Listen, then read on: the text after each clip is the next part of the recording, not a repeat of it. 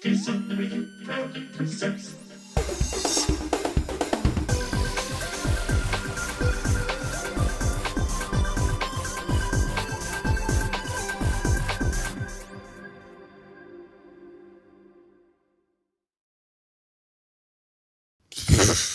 There we go. Hello, everyone. Welcome to this very special episode of the Diz Unlimited podcast. I am Craig Williams, and today I am joined alongside by my good friends, including Rhino. Hello. As well as Hannah Anderson.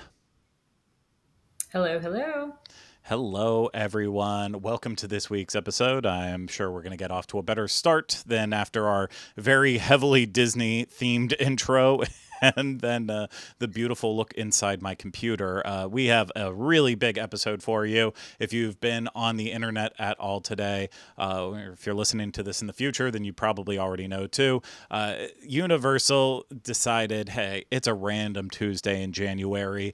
You know, Disneyland's over there celebrating the Pixar Place Hotel. Why not just drop brand new information about Universal Epic Universe? And yeah, that's exactly what they did, and we have a lot to go over. It's a very, very exciting day, just to be a theme park fan in general. Obviously, the Orlando theme parks are shining here with this news, and, you know, I will still stand by it, as many people have said before. The best thing for Disney or Universal is when each of the different theme parks are adding new stuff and trying to be innovative, because that competition that brews between them means that we are going to be the absolute winners. So we'll break down Epic Universe in just a couple minutes. But before we get there, I want to remind you that this is brought to you by Dreams Unlimited Travel. If you like our content, you want to support us, please book a vacation through Dreams Unlimited Travel. It costs you no extra money, and you get the support of one of the amazing Dreams Unlimited Travel agents.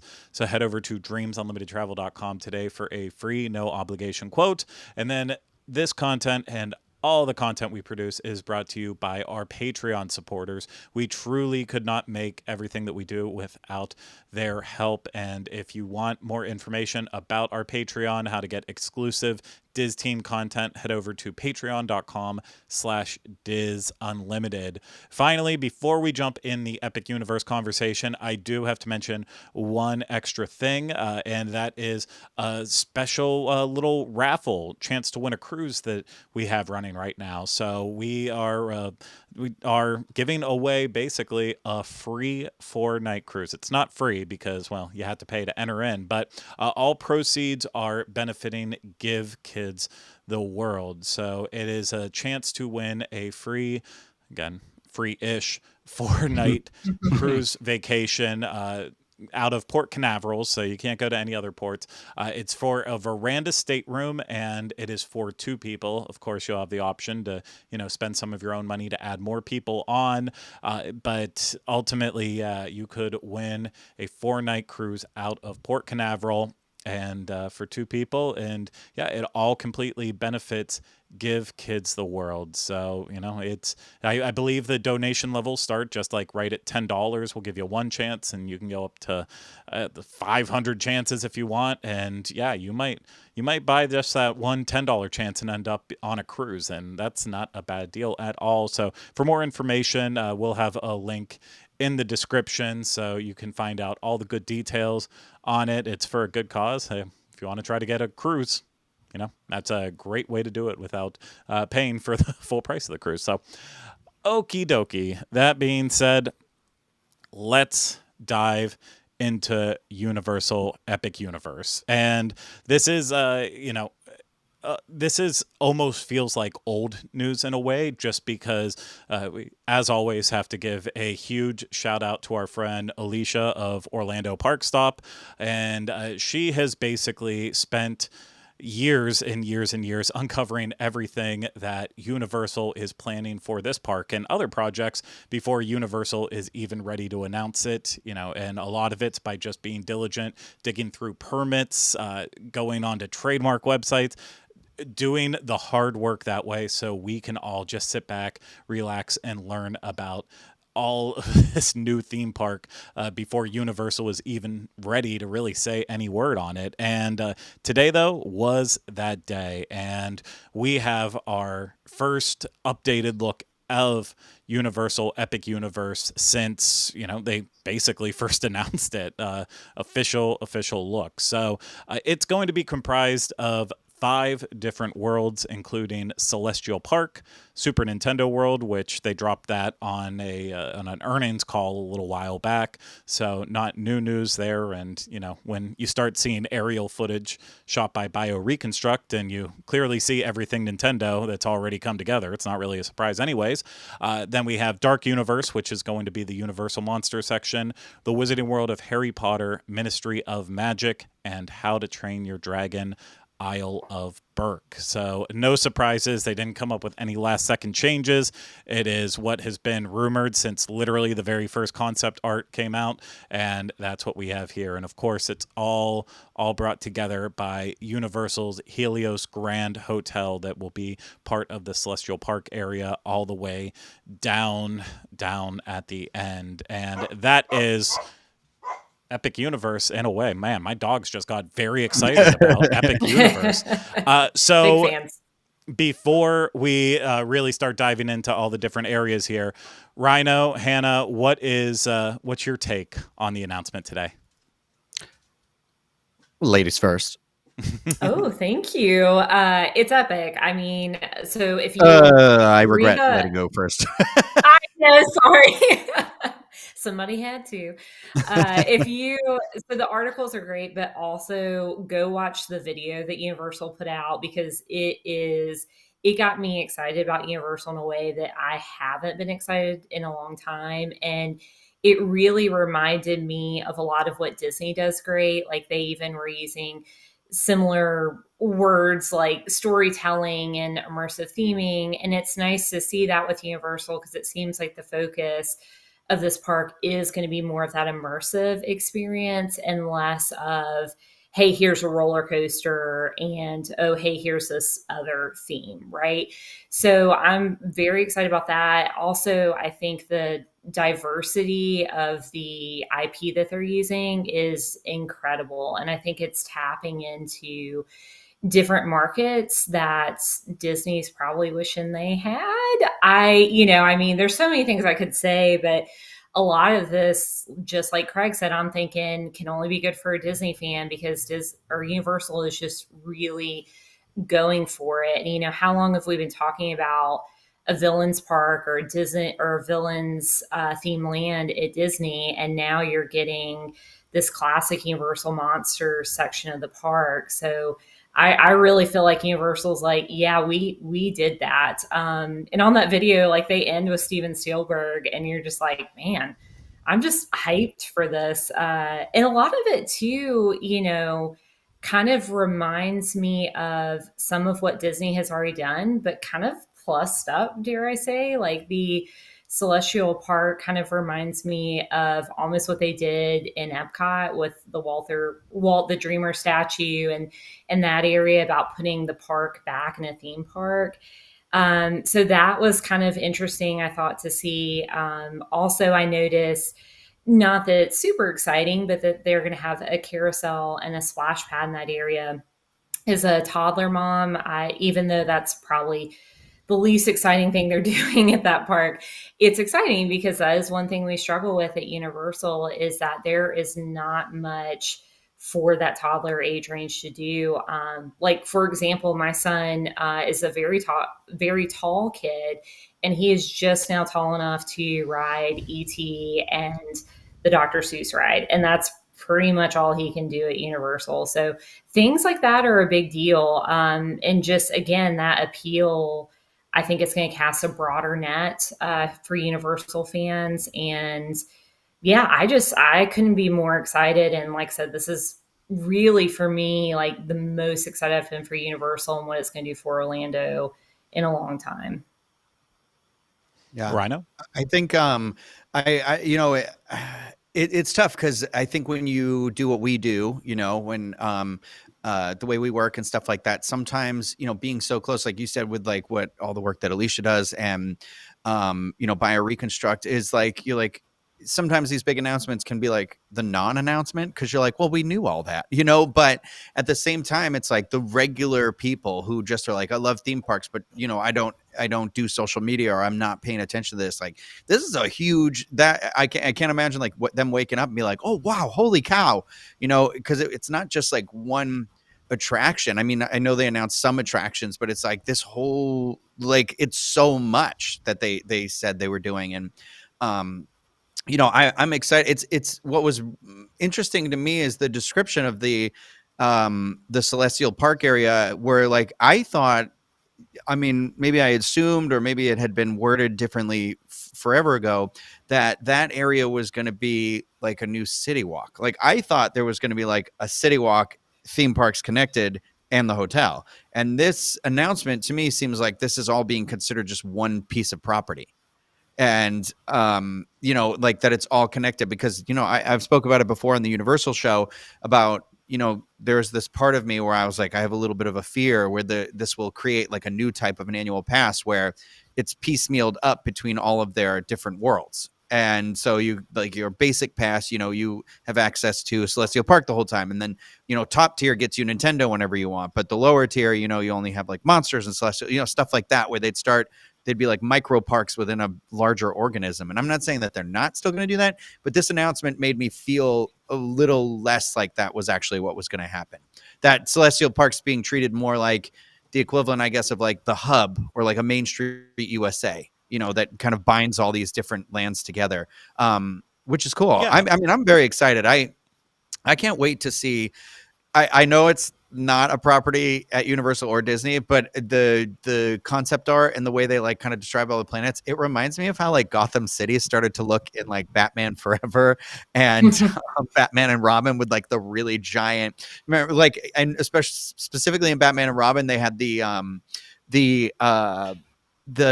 what's it called? The thing that looks into space, the big telescope, and what do you call that? You go in and it projects the planet into a dome. What? Oh, I don't know. What? You're getting really in the minutia here, buddy. Not an atrium, not a thing. They have one in California, and it's famous. It's where Rebel Without a Cause, they're all sitting and watching like it. Planetarium? Planetarium is the word I was looking for. They have that sort of planetarium that's on the giant statue, and I'm just kind of like, it's cool to me, because I was like, if all those statues come to fruition, I think this is going to be like a really beautiful piece of property that is going to be very like, it's giving me very like Metropolis Art Deco modern vibes. Like, so I'm excited.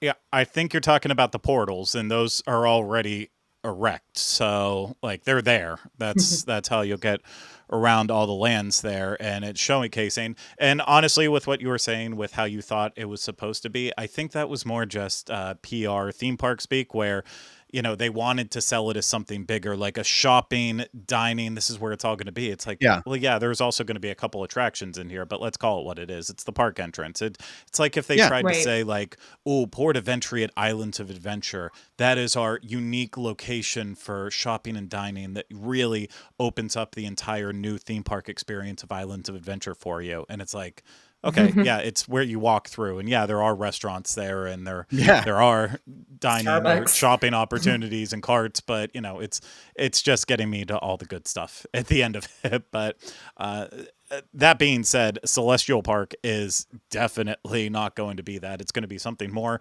Hannah's spot on. They are clearly going for they're going for the park being back in theme parks, and we know that because that's what Mark Woodbury said during that video. And if you haven't watched Universal's official video release on it yet, absolutely take the time to do so after this.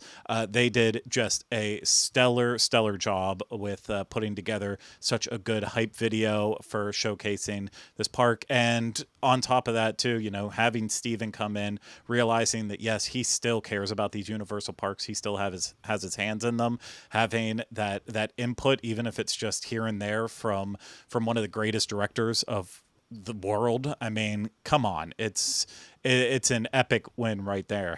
Start counting how many times we're going to Yeah, say. I was going to say, is this the epic drinking over game? and over and over again. Well, it might make it Good more idea. interesting for some people, but yeah, it's just wild how fast it's all coming together. So 2025 is when it's going to launch, and its construction is well underway, even more so than I feel like in some of the concepts that they showed when they were playing their little video.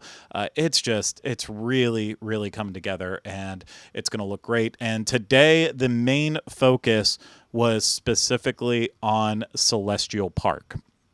So I feel like they're going to spend, the next however many months kind of touting one land at a time as they go through, which I actually like it that way, because that way, we leave a little anticipation, start right away with Celestial Park and move up from there. And I think it's a good strategy for them. But Celestial. Sorry. Right there in that video, if you were watching this, that was one of those statues that I was talking about.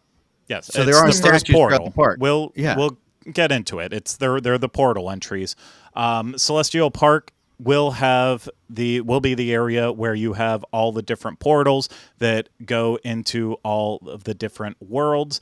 And they say with acres of rolling gardens, chasing waterways, and strolling pathways, Celestial Park puts the park back in theme park. As soon as guests enter the imaginative world, they'll embark on a journey of discovery, thrills, and excitement as they wander through lush living gardens nestled along shimmering waters, surrounded by stunning architecture inspired by astronomical and mythological elements. Here, guests can relax while taking in the sights and sounds around them, board a shooting comet for an exhilarating roller coaster adventure, dine on delectable cuisine, shop exclusive merchandise to commemorate their visit, and more. And this is, if you're watching this right now, you're getting a look at the concept art flyover that Universal put together that also showcases how the different worlds will be laid out, and really, really kind of gives you a visual idea of walking around what it would be like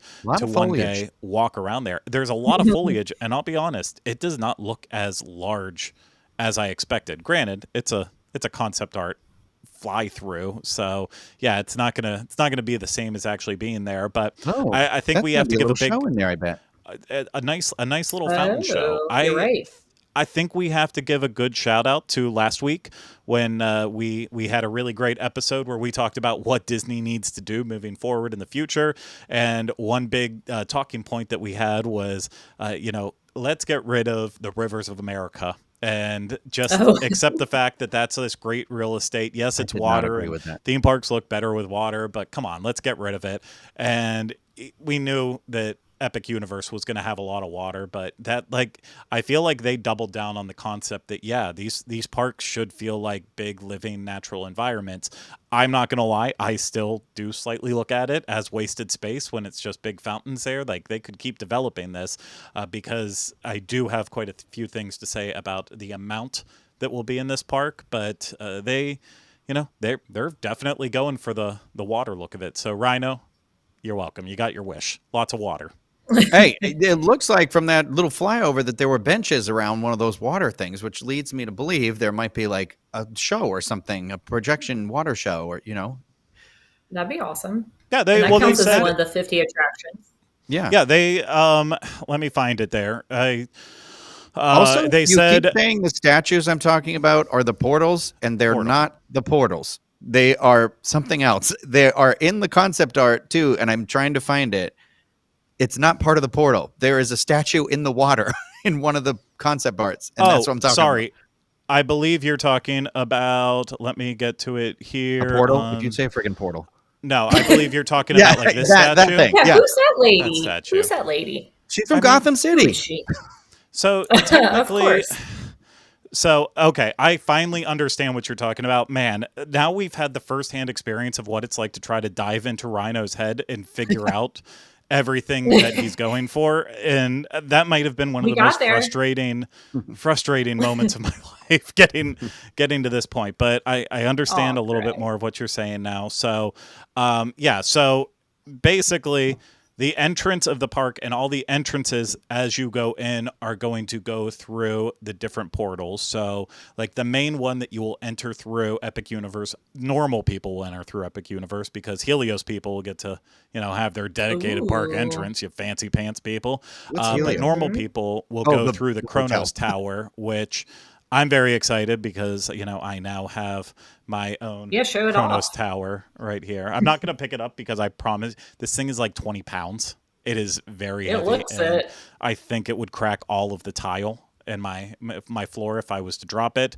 But then beyond the Kronos Tower, you start entering into this heavily garden themed area, and we have Rhino's statue that we can finally talk about. That I think You mean it's the really just to portal? give the overall vibe of the mythological, the astronomical feeling of this area. So I'm not reading too much into it, but if we want to call it their own version of a Gotham statue, then God bless.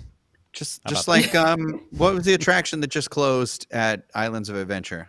Their big statue, Poseidon's Fury. Oh yeah, Poseidon's. No, let's not compare this to Poseidon's Fury, please. But He's making a comeback. Yeah, kind of. But you were talking about all the benches and areas with that. So they did say that in the 7 acres of water, there will be various fountain shows that are put on, and the fountains could reach heights up to 135 feet in the air, and it will happen to music and interactive lighting from day to night. So they definitely want you sitting around and enjoying the fountains and how they can bring that all together. And yeah, I do like a good fountain. I mean, I miss Epcot's fountain for sure, but a fountain can be very powerful. But flat bodies. If they have the right water pressure, around, they sure can. if they have the right water pressure, anything can shoot up in the air. Wow, You said they could be powerful, and I think it all depends on water pressure. fantastic. You know what? You're absolutely right. So I can't knock you there. Do we want to talk about the roller coaster that they're putting in Celestial Park? So Yeah. I think we should. It's like you're riding a star, right? Starfall Racers. So Hannah already talked about the 3 Nailed it. attractions, and we get a look at them right here. You have Starfall Racers, the dueling roller coaster. You have the Constellation Carousel. You have the water splash pad that is being called, where is it at in my notes again? Astronomica, which I feel like that is the most complicated name to ever name a splash pad. Yeah, for Kids the little saying, kid. Mom and love Dad, you know where I want to go? Yeah. I want to go to Astronomica. It's going to be Rory's first words. Astronomica. Yeah. It's a Be careful with that one. splash pad. But Starfall Racers, I mean, that's the big bad boy here. A dual launch racing coaster that sends guests rocketing through the skies aboard comets in a race to see who's the fastest of them all, reaching speeds up to 62 miles an hour and heights up to 133 feet, along with 5,000 feet of track. Starfall Racers will be Epic Universe's most thrilling coaster experience with unique maneuvers such as the Celestial Spin, in which 2 coaster vehicles perform an inverted crisscross while speeding through the air, creating an out-of-this-world adrenaline rush. I am freaking excited for this coaster. I mean, this was like the first thing to come together really in this entire land, and being able to see it from bio-reconstruct shots for so long, the hype has been real for this thing, and I think it's going to be incredible. Like, yeah, it's an outdoor coaster that's just kind of plopped in the gardens, but this thing feels like it's going to be thrilling. Feels like, maybe it's going to have a little bit of a spiritual successor feel to Velocicoaster, and I think that's a perfect addition I was thinking Dueling Dragons for what they need. Well, Dueling Dragons to an extent, but I'm also only going to give like the whole dueling aspect of this. It's 2 coasters together like that, but in terms of how they run together, that'll base on when the first accident is, kind of like with Dueling Dragons in a way too. So, I'm sure it's not going to be quite as they learned from their mistakes with that. They learned from people. And so while it will be side by side in a way, I'm sure it will also be different within that. But, they need a fast, high speed paced roller coaster, and I think this one's going to be great. Will you do it, Rhino? Yeah, I mean, it's one of those where I'm like, I feel like I have to, you know. I mean, I do. It will probably be my job still. So, but no, it looks cool. I mean, I can do it.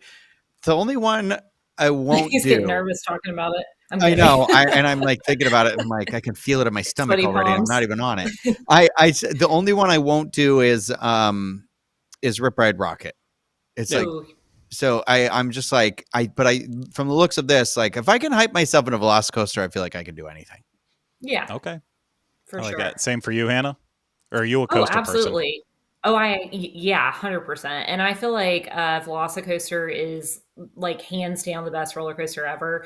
So the idea of them taking that and then likely plussing it even more is super exciting. Like that inversion sounds insane. It kind of reminds me again of Velocicoaster, that part where you go over the water. So I think it's going to be awesome. And the fact that this is just kind of like their entryway into these other lands and it's going to have this awesome roller coaster. I just think it's going to be so cool. Also, I was thinking about with the height of the coaster, like I wonder with those fountains going up that high, how close you are to the fountains. I don't know if the concept art shows that, but I could really see that all that theming kind of working together to make that roller coaster even cooler. But no, I mean, this is kind of what Universal does best. So I'm excited to see them taking what they've learned. And this is, I mean, I'm sure it's going to be the best roller coaster. There's no way it wouldn't be. Yeah, I think it is going to be pretty spectacular. And you also mentioned, Hannah, you mentioned the carousel, the Constellation carousel, and I love that they're not just going for a basic carousel here. It's going to be the grand centerpiece of Celestial Park. Here, explorers of all ages will take a fantastical whirl aboard the constellations that glide forward, backward, and even make 360-degree rotations through the Milky Way in a choreographed dance of music and starlight. So, yeah, they could have easily went with just a basic carousel like any other theme park would. Oh, but that's cool. then they're plussing it by having this variety of it, being able to dance and weave throughout, just not your basic up and down, round and around. I love that when they're looking at innovation, they're even like, let's take something that's been a tried and true staple of amusement parks and theme parks and let's find a way to plus it. I mean, come on.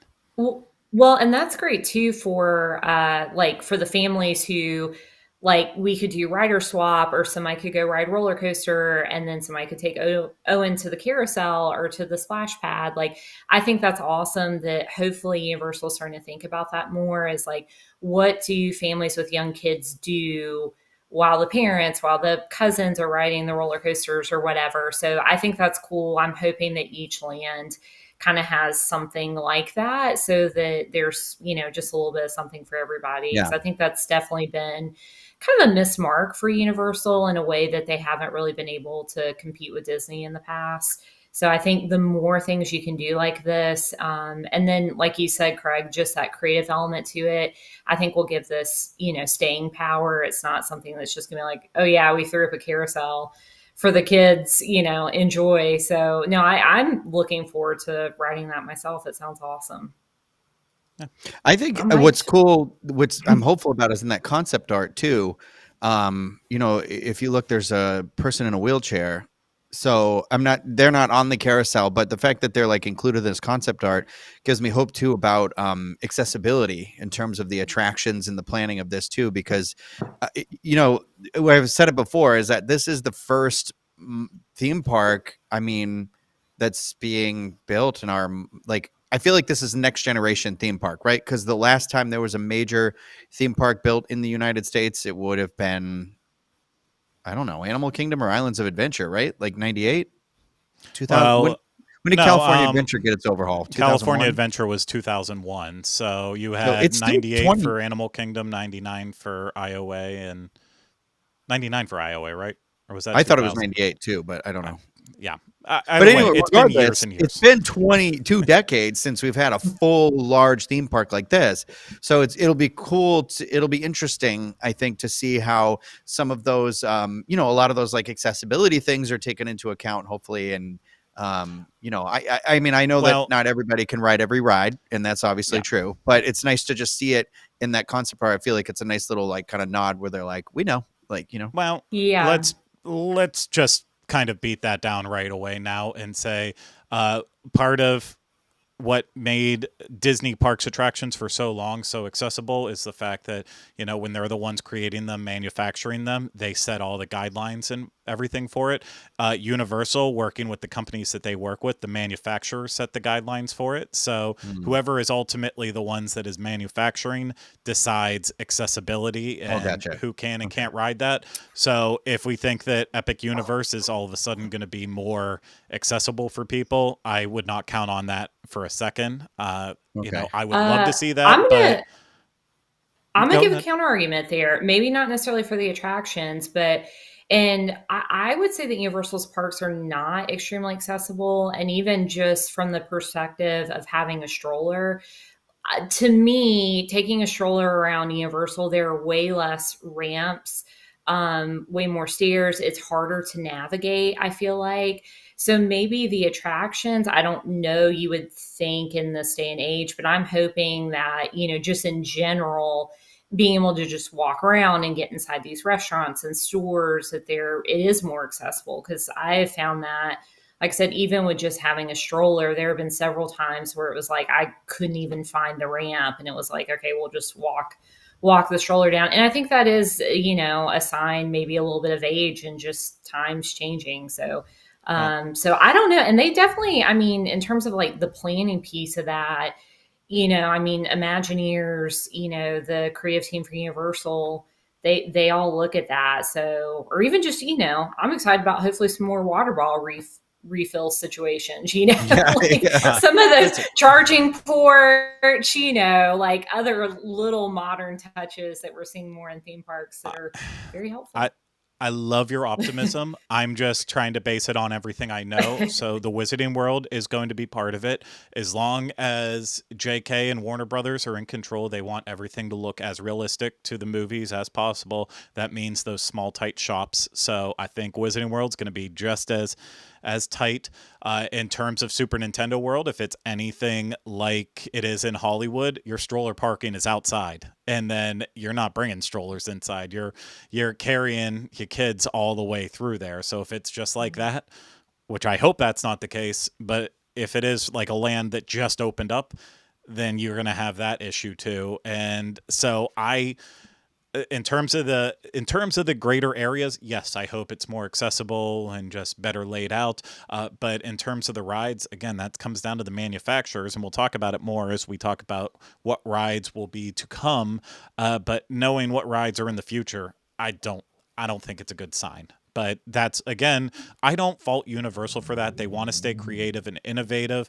And ultimately, when the manufacturer of it is the one who says, we can only do so much, that does mean it's not going to be for everyone. And that's unfortunate, but I mean, that's part of their innovation too. They want to take it forward. That means that people are being excluded. And it's been a battle that I've fought with internally since, Universal. I started working at Universal way back, and having to be, one of the people to say like, nope, I'm sorry, you just can't go on this. I don't know. I wish it wasn't that way, but let's get off that negative viewpoint that I had to throw out there for a while and get back to what's happening with Celestial Park. We've already mentioned Astronomica, the interactive wet play area that doubles as a giant compass rose to the many wonders of Epic Universe, featuring crystal blue fountains that spring to life and dance around guests.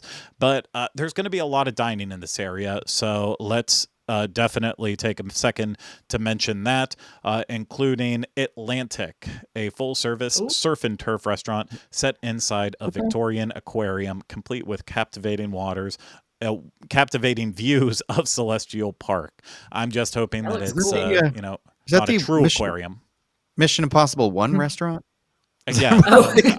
Well, no, we're in the aquarium, so the fish are up above us, and then we're part of it. Red light, green light. up above. Okay. I feel like when the aliens finally come here, this is where we're all going to be, and they're just going to look at us in our aquarium. They're going to, the humans, they eat in here. Tap the glass. This human, they'll just start tapping the glass. Which I do hope that's going to be crystal clear glass windows all the way around that they claim, because with those Florida thunderstorms, be hot. if that's wide open, oh my Yeah. goodness. Oh, see, I'm thinking it's glass, and I'm like, okay, Florida sun. It'll make those death rays. Yeah. Just laser It's going to burn pinpoint down on on day one. All the light's just going to do the magnifying glass effect. Yeah, no, it looks like a beautiful restaurant. Oh, it's gorgeous. The restaurant I'm very excited for, that's just beside the hotel, the Blue Dragon Pan Asian restaurant, where diners take a culinary journey across Asia as they enjoy authentic Chinese, Japanese, and Thai fare in this full-service restaurant accented with neon dragons and ethereal lanterns. I feel like we need better, more authentic Asian restaurants, even if this is, even if this does take some liberties to make it more accessible for people who aren't as adventurous. This is a win in my book. And that dragon looks pretty awesome. The outside of the building looks awesome. I wonder what price point is going to be on both of these. That's a good question, and I guess the one thing I can be positive here, Universal's very fair with their restaurant pricing for their table service restaurants. So I hope that falls in line as it goes from one resort to the other. Maybe we can sit here and say that Butterbeer is overpriced for what it is, but I mean, their food still really isn't terribly priced, as long as you don't start going to quick service places and throwing together combos where they put soft serve in a cup and call it a milkshake. That's about the only way that you can get really kind of thrown over there. But I think that it'll be pretty fairly priced. And then in addition to those restaurants, they'll have the Oak and Star Tavern, where guests will enjoy savory barbecue, and Pizza Moon, which will serve up a tasty menu. Guess what they're serving at Pizza Moon? Guess. The moon? Guess. Yeah, Pizza you're right. pie. Well, no, the moon's being served at the Oak and Star Tavern because the moon's made of barbecue spare ribs. So, okay. Just so you know, no, they'll be serving up. They'll be serving up pizza there. So they got to have a pizza location in any theme park. And then in terms, what's that? Is the pizza out of this world? I would hope that's in the marketing rather than having the theme park insider award over Mythos. I would like a banner that just says, "This pizza is out of this world." Ryan Clavin. It's unlimited. We'll see. We'll start texting our reps on that one. There's going to be obviously lots of merchandise available in Celestial Park, and the main one that they wanted to showcase this time around was the Nintendo Superstar Store. And this will sit just to the right of the portal entrance to Super Nintendo World, which, they need it because based on what we know about Hollywood, you know, you're going to want to have your power-up bands ahead of time. The gift shop inside Super Nintendo World, the Mario one at the exit of Mario Kart, is not very big. So you need a dedicated spot for Nintendo merchandise, and why not put it right beside the entrance? I think it's they sell that stuff. Sells, so it's crazy. Oh, it's going to go fast. And I like all the little Mario constellations on top of the ceiling there. Yeah, that's cool. Theming's great. Yeah, I mean, it looks great. It's a beautiful building. In the concept art. So, but I feel like Universal's pretty good at matching their concept art pretty well. Let's criticize them every here and there with that. Plants behind the cashier. Yeah, I saw that. Chomping your money away. That's exactly what they're doing. Man, we got the jokes today. We're trying. Then they'll have Moonship chocolates and celestial sweets, where guests can satisfy their cravings with a unique selection of sweet treats and more. So I hope they're bringing in a great pastry chef with it, because that's been one of my criticisms with Universal. We just always struggle to find that really good sweet treat. So I'm hoping that they've got something good, not just fudge. But fudge. People love fudge. I mean, that's why they keep selling it, right? Right. I'm actually excited about that because Disney keeps taking away confectionery. So I feel like bring them back. We used to kind of have more of that, obviously, at Hollywood Studios and Animal Kingdom. So I mean, as long as they're, creative new items, I think that's awesome. I'm always down for a sweet treat. So Yeah, I feel I like like they're it. going to have to get creative with it. They're going to do a lot of probably glitter work in there. What's it called Oh, when bring on the they make glitter. that space effect on pastries and stuff? Oh, the iridescent? Is that all it's called? Ma'am. I don't know. I don't know. I don't I know. sense all Disney's been doing for the I'm not a past, I master don't know, baker. every anniversary. I thought you were a master baker. Fantastic. Okay. Should we talk about the hotel? Yeah. Should we Yes. talk about the hotel? Okay, I want to so get back to let's that talk. pizza. Let's talk about that pizza. So let's talk about the hotel. Gonna be an epic hotel for an epic theme park. Universal Helios Grand Hotel. It's the hotel located inside Epic Universe at the end of Celestial Park. It will be designed to transport guests to a world where heavens and earth unite, complete with 500 rooms, one-of-a-kind views, and its Right. very own dedicated entrance to the theme park. And yeah, there's gonna be some great views looking out at the theme Great park, and then views. there's also going to be rooms on the other side. So I Love I that. really want to know the pricing, because these theme park room views, like this Yeah. just reminds me of in Disneyland Paris. They just recently opened their Right. Disneyland hotel there that looks right into that park, and this Or feels the Tokyo. exact same way. Yeah, all the international parks doing it right, and Grand Californian, you can get some good views from the Grand Californian into California Adventure, but man, not Yeah. like this. You Not get on like one of those that, top no. floors in this hotel, and you're looking down at that park. Shoot. Shoot. But Good. now I'm sad because I'm like, I know I'm not going to be able to afford that. So I'm like, don't Well, make me want it. That's when we say, John Magi, we That's- need a familiarization where you yeah. book us all these rooms looking directly down in. And he says, yes, why not? We'll get on that. Either too. that or I have to sell my kidney in the next 2 years. I got 2 years, or no, I got 1 year only to scrounge up my pennies for that theme park. Just room. double check that you have two kidneys. So you don't want to make the ultimate mistake where you went your entire life thinking you had both of them, and then you lose the one, and they're like, guess what? You didn't have the other one. So now we need to get you on a kidney transplant list. Yeah. I'm sure now it's I can't happened. go at all. Okay, fantastic. Anywho. And this hotel, of course, the Helios Grand Hotel, will be joined alongside by the other two hotels, the Stella Nova Resort and the Terra Luna Resort. But really, yeah, Helios is joining them because they will be opening up in early 2025. They'll be far open before the park gets open. They're available to book now. So if you want to stay at one of those hotels, even though the theme park won't be open, Dreams Unlimited Travel. Free no obligation quote today. So that's all the information that Universal directly released in terms of Celestial Park and what they wanted to get out here right now about Epic Universe. And that leaves us with talking about the different portals again and what to expect from inside of the other areas around the park. And, part of this, we're able to talk about what will be in those different sections again because of Alicia, Stella, and Theme Park Stop, Orlando Park Stop, just giving us all the information so we don't have to sit here and wonder. But we'll start with Super Nintendo World, a very fun portal, a portal so big that you can't even see the tip top of it in the concept art that we have showing here because, it's the star all the way at the top, but yeah, just can't see it. It's out of view there, but a very nice portal. You'll still have your green tunnel to go through. Mario's going to be saying there, so doing here we go. I don't want to say it. Say I don't want it. to say it. Like I don't tell wanna you. do it. I don't Hannah, you do it. Hannah, you do it. Here we go. Not bad. Not bad. Really? It felt No. it I felt can't far believe less I did offensive. that for you. You should have done that. No. Had I'm Rhino new or I done here, it, buddy. it would have been offensive. No, So people are like, we really don't like her now. I'm no Chris Pratt. yeah, do it like Chris Pratt now. Here we go. Oh. Yahoo! Hoop-dee doo.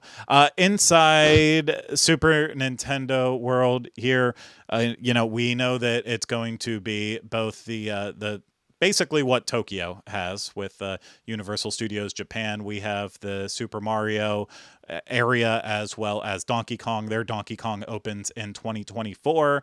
And just as a rundown of what you can expect in these lands, we'll have Mario Kart, Bowser's, what's it called again, Rhino? Bowser's, why am I... Bowser's... Not Bowser's Fury, because that's the food I ate. Bowser's Challenge. Challenge, yeah. Mario Kart Bowser's Challenge, Yoshi's Adventure, and that's going to be the little dark ride where you ride on your little Yoshis, and then they'll consider power-up bands an attraction, even though I don't like that because it's like interactive wands. It's not really an attraction in and of itself. But we will have in the Donkey Kong Country section, you'll have the Donkey Kong Country Coaster, the Minecart Coaster, and according to Universal Studios Japan, Donkey Kong will also have food and merch in there.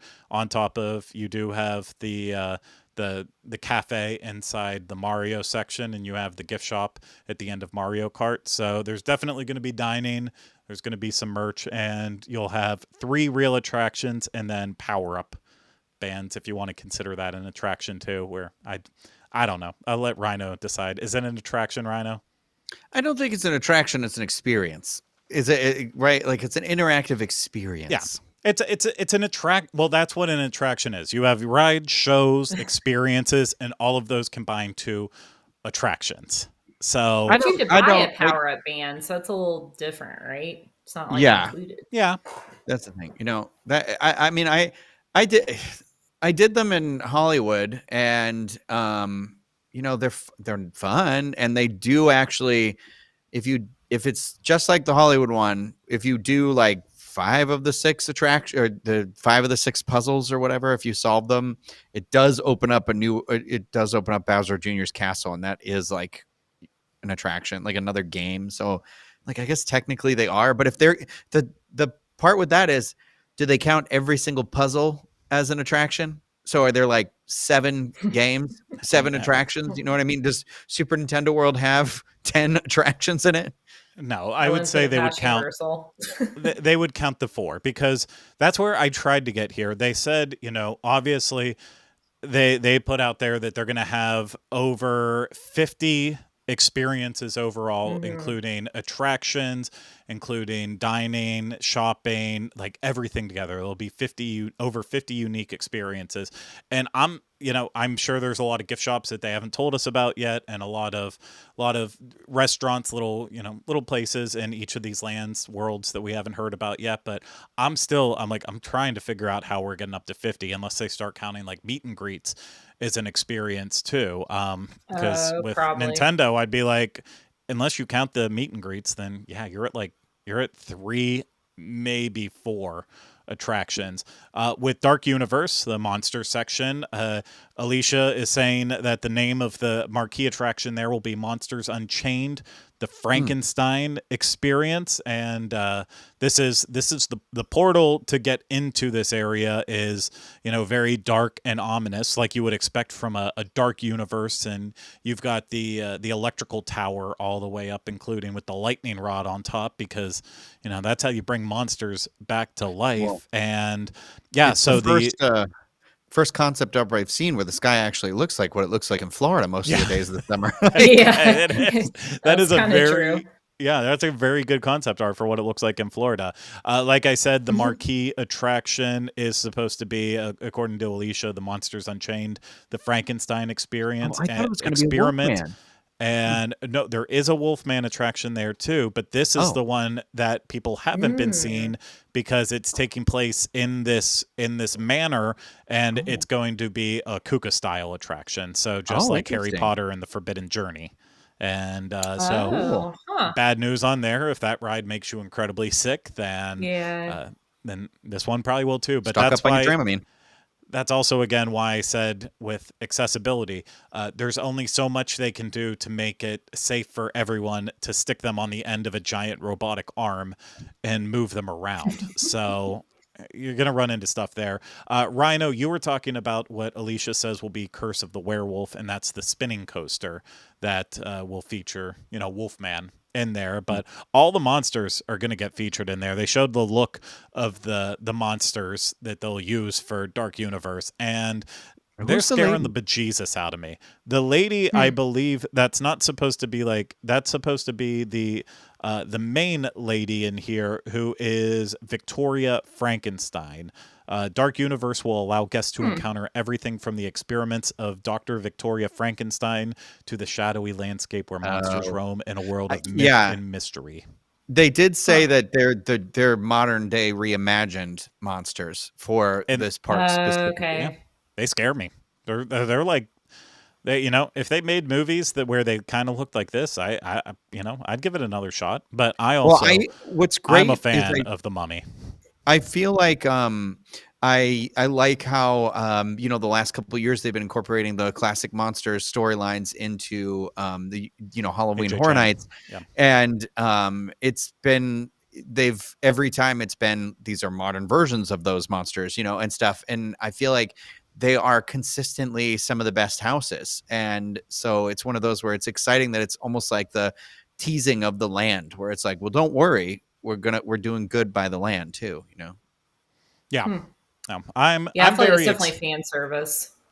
Yeah, I think, and I mean that's kind of what Mark Woodbury said during the video, where it is fan servicing because people love monsters, and it's also such an important part of Universal's history, and I just hope it works out. And I see a lot of people pointing out, like, with Harry Potter, one of the things that makes people sick on that attraction is just the screen elements with the Kuka arms. But I'll tell you what, there is, from what I would see when I worked there and walking through, people puke every single place in that attraction, not just in the carousels. The best part was when people would throw up in the carousels, because one of the positions you could work was you basically watch surveillance, and when people would throw up right into the carousel domes, that was always that special moment where you're like, yeah, that was great timing. I was catching that. But yeah, I mean, ultimately those robotic arms move in such a crazy direction. You never know where it's going to get it, because this new attraction, according to Alicia, is supposed to be very set heavy and more realistic heavy. I do hope that means it'll be kind of calmed down, so that way you're not as shooken up. But we'll have to see. We'll have to see how it goes. They want thrills, obviously. So with that, it's using it all to its ability. And then inside Dark Universe 2, there is going to be a marquee restaurant, and then there will obviously be gift shops as well too. They have to have gift shops everywhere. Yeah. Why not? More gift shops, throw them everywhere. For Wizarding World of Harry Potter Ministry of Magic, Universal described that, and I quote, as where is it out here? The Wizarding World of Harry Potter Ministry of Magic will immerse guests in a different era of the Wizarding World in an all-new land that blends 1920s Wizarding Paris from Fantastic Beasts with the iconic British Ministry of Magic from the Harry Potter series. And yeah, it's they had to make that tough decision. What happens when you really want to do something with Ministry of Magic, but there's not enough to support an entire land based on that one location? Throw it in with something from Fantastic Beasts too, and you get the best of both worlds. Yeah. What? You get the Flu Network. You go through the chimneys. Yeah. Yep. You absolutely do. And I love the portal with it. Having the hand hold up the Elder Wand all the way on the top, and they've got the time it's a turner. hand. Yeah. Yeah. I thought it was one of the people that work at the bank. And I mean, I believe the goblins also have hands. Well, I thought it was a goblin holding a wand over its head, like the two arms coming together. I don't see a hand. I see It's another portal. Okay, I see a goblin. Is this a Rorschach No. test? Is this... Do they have pizza in there? Do they have pizza? French pizza. This land needs J.K. Rowling, French we want pizza. They need pommes frites in there. So go ahead. I just would say I am so curious about this land, because I feel like it's not going to be quite as literal as the other Wizarding Worlds. So because I know we talked about that I think last week in our whole heated Batu debate. I think that's from the after show. But anyways, I am curious because that's really what I love about Wizarding World is that it is like you are plopped right into the movies. And I think there's going to be elements of that. But I think with them combining storylines, books, movies, that it's gonna be a little bit different. So I'm very curious. I think it's gonna work to their advantage because I'll have more maybe creative liberty, but yeah, it'll definitely be different than the other two. So still Yeah. excited, but I don't know, a little reserved maybe.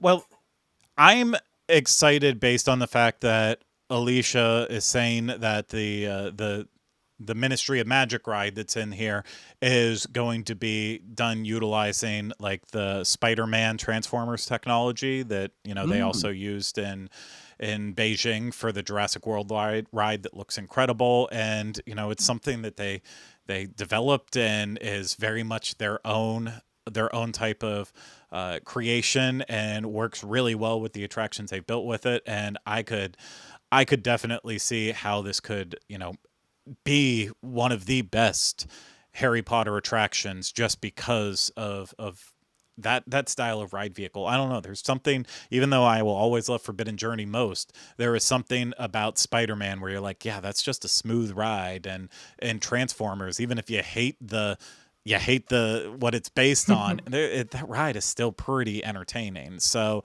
I think it could definitely work within the Wizarding World. And Alicia's also saying that in there will be a theater for some type of show, which I think that's important. This park needs shows, and hopefully, high quality shows that can run for years and years, on top of there being 2 dining experiences, obviously merchandise, and then the next generation of interactive wands, which, much like the power-up bands, then you're buying expensive wands to be able to go and do. So I hate calling that part of the attractions with it, because it can be, but there's part of me also too that I don't, like, I fell off the bandwagon with the interactive wands pretty quickly when you started waiting in line with 6 or 7 other people to then see the same effect over and over again. So by the time that you get to do it, it's like, I've already seen this. Yay. So Yeah.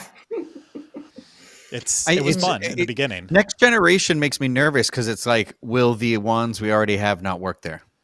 That's where I'm a little stressed. Oh. Yeah. So part of it is, they want to have, I believe they said, reusable batteries in the new wands. And so, upgrades in that way to make them a little bit more friendly, because I mean, that would be for the best. So that way, when your wand stops working, you don't, just go back to Universal and you trade it in and you get a free one because of it, which I love that they do that. If your wand breaks, then they take care of it in that way. But, something they should make them try to last as humanly possible as long as they can. Just change as around long the as humanly possible. As long as humanly possible. That's it. I was trying to get there.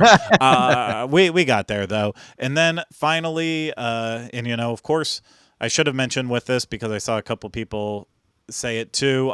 That I believe every single land in here, minus probably Dragon, is ripe for expansion. So yeah. Wizarding World, they'll try to expand upon it. Obviously, Dark Universe, they want to expand upon it. Nintendo, as long as they can keep mining Nintendo properties, why not keep expanding it as well as in the current parks? So, that's a shoe in there. But for the final land here to How to Train Your Dragon, this ultimately I feel like is the kind of the biggest land overall, which is weird because it's not necessarily the ripest process overall.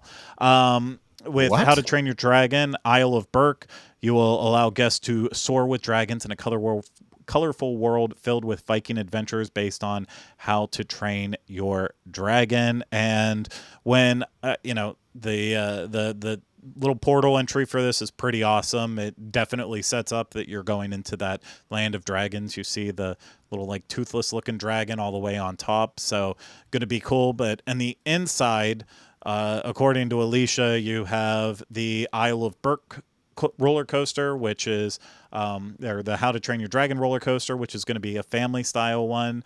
There's the spinning dragon ride that you can already see in some of Bio Reconstruct shots, where basically it's dragons that are just going to swing around and you sit on them. And I think she even said that you could potentially go upside down if you can control your seat. So it looks like an off-the-shelf kind of theme park ride, but at the same time, it's pretty heavily themed, and will have some thrills involved, I'm sure. Then there's going to be an interactive boat ride. There's room for a stage show. Whether or not it's going to be the stage show from Beijing or not, that's a question. It would make the most sense to have it be here. So I feel like it has to be. And then restaurant, table service restaurant, a quick service restaurant, and then shopping. So in terms of everything we've talked about with all the different lands, this one literally just has the most. But I think this one's going to look great. I love the How to Train Your Dragon movies. Rhino still hasn't watched them, but he will one day, I'm sure. But my nephew had a Toothless that he loved. And I know they're filming a live action remake of the first movie right now with Gerard Butler's in that too. And so I've been reading about that, and I'm like, I don't know. Do I watch them or do I wait for that live action and then watch the animated ones so I don't have any expectations? You start with the animated ones. I don't know. Yeah, you start with the animated ones. Definitely As soon as you kind of get over like the voices of, like Jay Baruchel, not pretending to be anyone except for Jay Baruchel, and the same thing with McLovin and all that. Once you get over the fact that it's just, we're going to do our voices and not really try anything different, then you get involved in the story and you really grow attached to the characters, and it's a great series. So I highly recommend it. I think it's going to be great. But so when really breaking it down, if we talk about like rides ish, not necessarily wand experiences, stuff like that, I'm counting 3 in Celestial Park. We have to count the interactive splash pad, even though I don't want to count that either. It's more like 2, but we'll give it 3 because that's what Universal said. 3 in Super Nintendo World for right now, 2 in Dark Universe, 2 in the Wizarding World if you count the show, and 4 in How to Train Your Dragon. So we're looking at 12 attractions opening up with the park.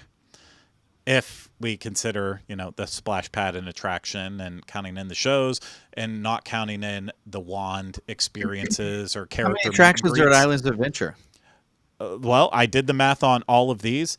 Okay. Islands of Adventure has 18 plus if you start counting some of the little shows in the park, like the Frog Choir and the Bobatons and the Durmstrongs, then meet and greets on top of that too. But if we're talking just base rides, it has 18. Universal Studios Florida has 16, but that doesn't count shows like Blues Brothers and Marilyn Monroe and a lot of the street shows. It doesn't count meet and greets, and it also currently doesn't count what will be part of DreamWorks Destination, because that'll add back another 2 or 3. So you have that. Magic Kingdom has 30 attractions plus meet and greets. Epcot has roughly 19 because I didn't add meet and greets into that number, but they list Seabase Alpha as an attraction. I'm like, come on. Walking into Seabase, that's not an attraction. It's great. It's very informational, but that's not an attraction. Hollywood Studios has 18-ish, but then in their attractions, they include Launch Bay and Fantasmic, which Fantasmic to me is a nighttime show, not an attraction, and Launch Bay is just a waste. And then Animal Kingdom, you have 14, and that's including the trails, but not including Wilderness Explorers and the meet and greets. And honestly, I think you can make an argument for not including the trails in there. And then you would be down another 3. You'd be at 11. So really, I feel like it's going to open up on the same level of a current Universal Studios Florida or Animal Kingdom, but the difference is the quality in the attractions. And I think that's also a downside to it, because when you open up every single land with a massive ride, and then even the secondary ride is a massive ride, the lines that this theme park is going to have makes my head want to melt already.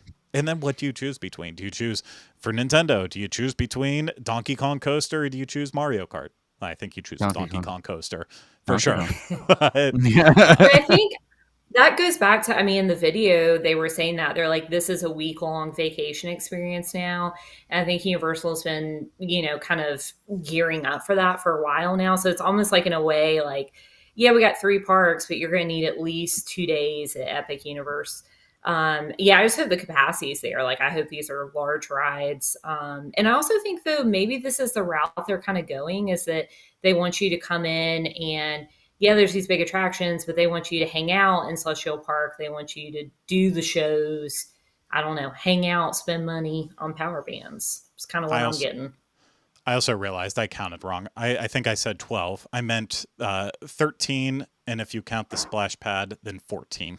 So Okay. math not doing me well today. But it's, it's still not extreme. And I do think, so you mentioned the week-long aspect of a Universal vacation now. I mean, you can get there because I think Epic Universe, if you really want the full experience, is going to take you 2 to 3 days to do, just based on how long these lines are going to be. Yes, you're going to pick and choose what dining you want to do, but right now, until we start doing it, seeing which restaurants are worthwhile, which ones aren't, I'm looking at all of them and saying, like, how is Mario not a marquee place you want to eat? How is Monsters not a marquee place you want to eat? Wizarding World is never disappointing. I believe the one in How to Train Your Dragon, that's like what's drawing you into the land is the restaurant. And then that doesn't even count stuff like Atlantic, your aquarium restaurant, and the Pan Asian restaurant. So, like, yeah, dining is just, you're going to have to make so many tough decisions on that, not even throwing in the attractions. And so then, yeah, it's like, I can easily see spending a couple days here. I think the one thing that is going to happen, though, is as they spend more time at Epic Universe, I think guests are going to want to spend less time at the other 2 parks, at Islands of Adventure and Universal Studios Florida. But even that might shift. Once DreamWorks Destination opens up, maybe families with younger kids only want to do Epic Universe for a couple days, spend more, maybe less at Islands of Adventure, but spend more times in DreamWorks and Minions Land. And I think it's just all going to change for everyone. But I really, my opinion right now, Universal as it is, as part of a travel agency, I should sit here and tell you it's already a week-long destination. In my opinion, Universal right now is at the 3 to 5 day mark. So with the addition of Epic Universe, I think we can get up to 5 to 7. Granted, that's also including Volcano Bay, but I look at that as, if you need a rest day, if you do 2 days at Epic, 1 day at Islands of Adventure, 1 day at USF, and then have a day where you bounce back and forth between those 2 parks, finish up the rest of what you want to do, and then Volcano Bay, then you kind of get to that level. But I'm really, with this, I'm happy they're saying that they think it's a week-long destination. I'm still at that like 5 to 7 date, but I do think it's going to start pulling people away from Disney. Because especially if you're looking at the pricing again on some of these better deal hotels, the Dockside, Surfside, Terra and Stella, like when you're getting deals for that long, yeah, it makes more sense to stay at Universal and now finally swap over and make Disney we'll spend a day or 2 over there, but we're gonna dedicate more time there. I mean, I don't think it's enough to close down Disney or take away massive market share. Close it down. That's not for a while, but I think they're gonna finally take a real chip away and Put a Spirit Halloween there instead. They just might. And I mean, Only a matter of time. It's also important to remember too, like the last time they released the Tia theme park numbers, that Magic Kingdom, I believe, was the only Disney World park that was above a Universal park, because it went like Magic Kingdom, then Islands of Adventure, and then I think another maybe Hollywood Studios or Epcot, and then USF, and Animal Kingdom was far down below. So Universal before Epic Universe has already been really, really cutting away, and this could be a huge blow. And we also talked a lot last week about DVC and my annoyance with it, but I also wonder too, maybe that's part of Disney's grand plan to keep people there and keep people on property. Is if we keep selling DVC and pushing DVC, we know at least we're going to have one dedicated core group that's always going to keep coming back here and make this their destination and their home because they have the points there. And then I can't complain with that. That's actually a kind of a good strategy, but they need to respond to what is going to be in these parks, because I still, based on everything we looked at, I still think Universal's going to have some accessibility issues here with these attractions. I don't think it's going to be for everyone. They're starting to open up a little bit more, but I think there's still going to be a group of people who are like, no, Disney is just more accessible for me, and I care about these properties more. So it's never going to be a win thing, but this is going to open up a lot more for people coming to Universal, especially those Nintendo people, those crazies. It's a big population. So Ryan doesn't travel anywhere without his little Switch. Yeah, that is true. I bring it. Do I play it when I bring it? No. But I'd like to have it. Yeah, I do. So that's, in a nutshell, is Epic Universe. Everything. This is Epic Universe in a nutshell. Help! I'm Epic Universe. Sorry. That's in a nutshell. I walked right into that. It's going to be a very awesome battle to see it play out. So I don't know what Universal is going to reveal next in their lineup.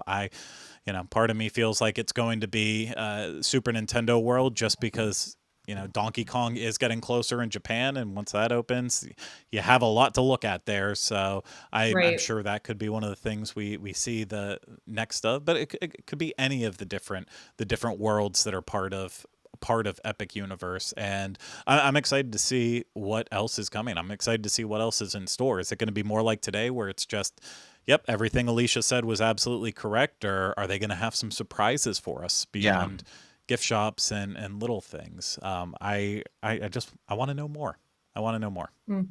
Very excited. Same. So hope you two are just as excited as me. Jazzed. Ditto what he said. I won't enjoy all the money I'm going to spend, but that's a later problem. Economy. And in this economy, a new theme park? I don't think so. Good luck going to college, Rory. Right? Yeah, he's going to do it the right way. He's Put him in a trade school. He's going to do it the right way. Unfortunately, unless Universal picks up a little bit more steam with maybe they have with their college reimbursement, but the Disney Aspire program they pay for like everything. So right now that's the better outlook. I have an MBA thanks to the Aspire program. I don't know if you guys knew that. Disney paid for my master's degree in full. Yeah, thanks, I genuinely don't know what Universal does anymore. For a while there, like I knew they just did, they would cover up to a certain percentage, which usually was almost all of your, like if you went to one of the schools here, Valencia or UCF, it'd cover a good amount of it, not all of it, but a good amount of it. So I'm not sure if they now cover everything like Disney Aspire, but yeah, he'll probably get stuck working at Disney, so Disney pays for his college, and he's gonna like it. It's not a bad deal. But maybe Universal. If Universal covers it, he'll go work. He's going to go work wherever there's free college. So I'm glad we could use this as a platform to plan my son's future education. It's really special for me. So I really like it. Okay. Unless you all have anything else to say about Universal Epic Universe, I think we'll wrap up this conversation. Final thoughts. Excited. Cool. It's going to be epic. No, I think this is only good for Orlando. I think it is a little bit of a cycle. Like, I think Disney is going to come back with some hard-hitting news. I'm going to be curious if they wait until August and D23, or if this is going to cause them to make a move sooner. But I think for 2025 and at least for a couple of years, it's going to be Universal's market, and that's okay. I'm excited. I'm jazzed. I think that's a great point. I think Disney needs to, obviously they need to always keep creating, and they need to get more on the innovation game too. It was really cool seeing the Ready Player One style floor like last week with that Imagineer and stuff. Yes. I want to start seeing that stuff make its way into parks, not just patents that they have, but we know they're making great stuff and they have the potential to do great things. We know that they're very focused right now on international parks and cruise line, and that they do have plans with Disneyland Forward, and obviously they want to invest in Florida and have made that very vocal and clear. I think right now, though, the best thing that Disney could do is announce, like you said, don't jump ahead. Don't start saying stuff right now as a reaction. Get a really good plan in place for D23 Expo. Announce major lands and that have a clear timetable for when you want them out, even if it's 5 years, whatever. And then the next goal after that is say, you know what, we'll open these up. They'll help us out. But then let's come up right now with a solid 10-year plan of, at the end of this, we want to have this or that as that major response, and take it from there. Let Universal have some time to shine and do their thing and come up with the next best response, rather than just constantly, let's rip apart the parks we currently have to try to make them better, because that's what Universal was doing from the first Wizarding World all the way through up until 2019. They were just tinkering away, removing the old, refreshing it with new, sometimes for good. Sometimes you got something great in there like a Diagon Alley. Other times you got a Fast and Furious Supercharged or Jimmy Fallon. But a smart strategy on their part nonetheless, and put them in this prime position. Then once you add in Epic to be a big swing, and Disney needs to just now start. They need to do that. Do it quietly. Doesn't need to be such a big deal. Keep getting these parks looking nice, and then figure out what is going to be that next jaw-dropping thing. And I think it has to be in Florida. It can't be Disneyland Forward. That needs to happen out there for that park. But they need something here that's going to be a massive expansion, not just one small little land added on. Like the next biggest, best thing that they could possibly do. We have to see if it happens. Yeah. We'll probably all have gray hair by that point. So way ahead of you. Yeah. I think my hair will turn white first, but it's already happening. Ryan, we'll never know. You'll dye your hair till the day you die. Never know. I don't dye my hair right now, but I will. Yeah, again, already there. Just remember, the beard shows it first. So I've been getting a couple of white hairs in the beard. I pluck them. Yeah. Fantastic. We'll never know the difference then. But Rhino, Hannah, thank you so much for this epic discussion that we just had on Epic Universe. There it is. Okay. I wanted to see how awkward we could make it. I think we did a pretty good job. I could have gone longer.